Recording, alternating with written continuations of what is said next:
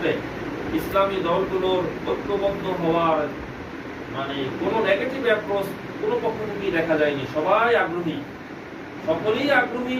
ইসলামী দলগুলোর পক্ষ থেকে অন্তত একটা বাক্স দেওয়া হবে, যেখানে দাঁড়িপাল্লা সেখানে হাত পাখা থাকবে না, যেখানে হাত পাখা সেখানে দাঁড়িপাল্লা থাকবে না।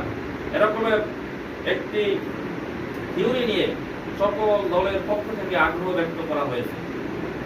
যদিও এখন পর্যন্ত আনুষ্ঠানিক কোনো ঘোষণা দেওয়া হয়নি, তবে আমার কাছে মনে হয় যেদিন ইসলামী দলগুলোর জোটের আনুষ্ঠানিক ঘোষণা দেওয়া হবে সেদিন সারা বাংলাদেশের মানুষের মধ্যে এতটা জোয়ার তৈরি হবে, সেই জোয়ারে কিন্তু এই যে নব্য ফেসিবাদ যারা চাঁদাবাজিতে ব্যস্ত রয়েছেন এগুলা কিন্তু খড় ফুটার মতো ভেসে যাবে ইনশাআল্লাহ।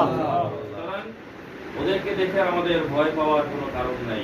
গ্রামে গঞ্জে যান, সাধারণ মানুষের সাথে কথা বলেন, সাধারণ মানুষ আওয়ামী লীগের বিকল্প বিএনপিকে কিন্তু এখন আর মনে করে না।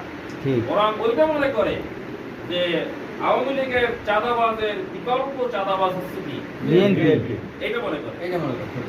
আওয়ামী লীগের দখলদারের বিকল্প দখলদার হচ্ছে বিএনপি, এটা মনে করে।